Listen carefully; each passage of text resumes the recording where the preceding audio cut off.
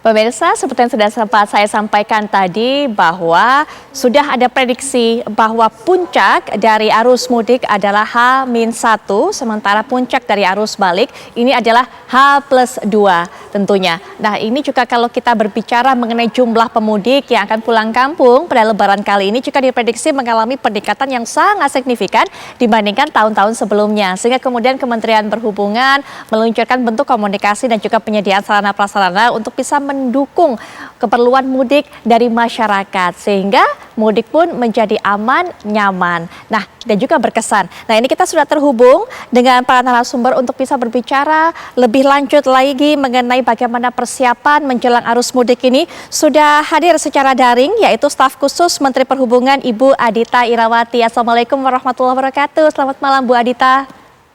Waalaikumsalam warahmatullahi wabarakatuh. Malam, Mbak Putri. Baik, dan juga sudah terhubung dengan kita secara daring Kadif Humas Polri, Irjen Pol Sandi Nugroho. Assalamualaikum warahmatullahi wabarakatuh. Selamat malam, Pak Sandi. Waalaikumsalam warahmatullahi wabarakatuh, Mbak Putri dan seluruh pemirsa TV One. Baik, Bu Adhita, ini kalau kita tahu bahwa prediksinya adalah jumlah dari masyarakatnya akan melakukan arus mudik pulang ke kampung masing-masing pada Lebaran tahun kali ini akan meningkat berkali-kali lipat dibandingkan dengan tahun sebelumnya. Tentunya mengenai kesiapan sarana prasarana, termasuk juga ada perubahan-perubahan untuk bisa menyesuaikan angka mudik yang meningkat ini seperti apa, Bu Adhita? Baik, Mbak Putri. Jadi memang ada lonjakan yang cukup tajam ya dibandingkan tahun lalu. Tahun ini kita prediksi ada 123 juta masyarakat yang akan melakukan perjalanan di seluruh Indonesia ya. Jadi dan itu untuk berbagai kepentingan sebenarnya, tidak hanya mudik saja. Dibandingkan tahun lalu itu angkanya 85 juta, jadi memang naik cukup tajam. Ya tentunya kami harus mengantisipasi dengan salah satunya belajar dari pengalaman tahun lalu ya. Apa saja yang tahun lalu menjadi penyebab kemacetan atau kepadatan, tahun ini harus bisa kita antisipasi dan kita cari solusi-solusinya. Nah, salah satunya adalah Mbak, ya tentu selain mempersiapkan prasarana dan sarana, kami juga melihat bahwa dari hasil survei yang sudah kami lakukan, itu 75% masyarakat yang akan melakukan perjalanan itu menggunakan angkutan jalan. Jadi didominasi oleh angkutan jalan. Yang lain tentu ada menggunakan laut, udara maupun kereta api. Namun demikian 75% sudah menyatakan akan menggunakan angkutan jalan. Oleh karenanya memang kami memfokuskan diri ya, bersama tentunya stakeholders yang lain termasuk juga tentu dengan pihak kepolisian itu memastikan bahwa segala hal yang terkait dengan angkutan jalan bisa kita siapkan dengan baik. Dan salah satunya tentu dengan mempersiapkan berbagai rekayasa lalu lintas. Karena kapasitas jalan tol maupun arteri tentu tidak akan mencukupi dilalui oleh jutaan kendaraan roda 4 maupun kendaraan-kendaraan besar ya, kendaraan bis untuk angkutan penumpang. Jadi memang harus dilakukan rekayasa dan ini ada beberapa skema yang sudah dipersiapkan bekerjasama tentu dengan Korlantas Polri, termasuk adalah adanya kontraflow, one way dan juga penerapan ganjil genap. Dan yang juga krusial adalah penyeberangan Mbak Putri. Oh, ya. Tahun lalu mungkin banyak yang mengalami kepadatan dan kemacetan ya di jalan tol menuju Merak, di Pelabuhan Merak. Tentu tahun ini kita harus cari solusinya dan yang paling utama adalah kita membagi kepadatan itu tidak hanya di satu pelabuhan. Jadi nanti Merak akan ditambah dengan pelabuhan Ciwandan. Merak ini dikhususkan untuk kendaraan roda 4 dan bis, sementara Ciwandan nanti untuk roda 2 dan angkutan barang. Itu mulai 15 April sampai dengan 1 Mei. Baik. Ini adalah pembelajaran dari tahun lalu Mbak, memang harus dipecah kepadatannya. Gitu. Baik, dibutuhkan kerjasama dan juga kontribusi dari Polri, Pak Sandi, untuk bisa menjadikan mudik ini dari masyarakat menjadi aman dan berkesan. Apalagi tadi sudah dikatakan oleh Ibu Adhita, Pak Sandi, bahwa dibutuhkan rekayasa lalu lintas untuk bisa menjamin kelancaran mudik. Bagaimana kemudian kesiapan Polri mengenai hal ini, Pak Sandi?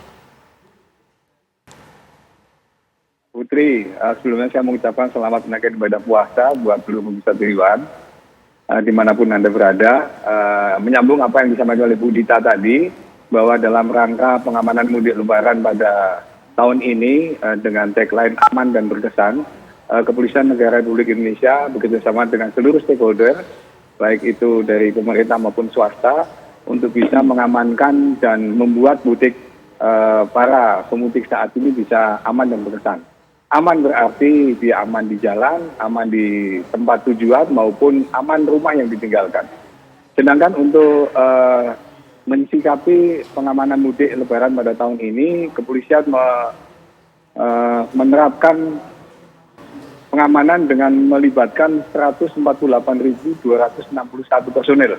Baik itu personel dari Polri sendiri maupun personel yang berasal dari instansi pemerintah dan satuan tugas lainnya.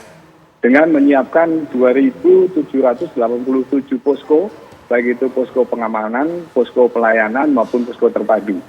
Hal ini dimaksudkan bahwa sepanjang jalur pemudik nanti akan melaksanakan perjalanan mudiknya, maka aparat keamanan terkait, baik itu polisi dan stakeholder lainnya siap untuk membantu, memberikan informasi, memberikan guidance, dan memberikan pelayanan yang terbaik agar mudik bisa terlaksana dengan aman dan berkesan.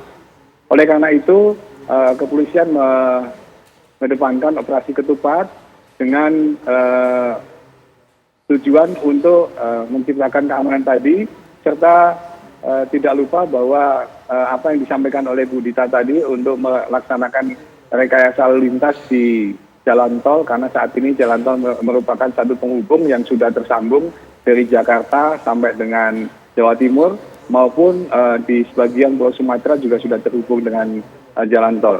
Oleh karena itu di jalan tol apabila sudah diatur dengan baik, namun nanti di jalan arterinya tidak teratur dengan baik, maka juga akan menimbulkan kemacetan seperti halnya tahun yang lalu.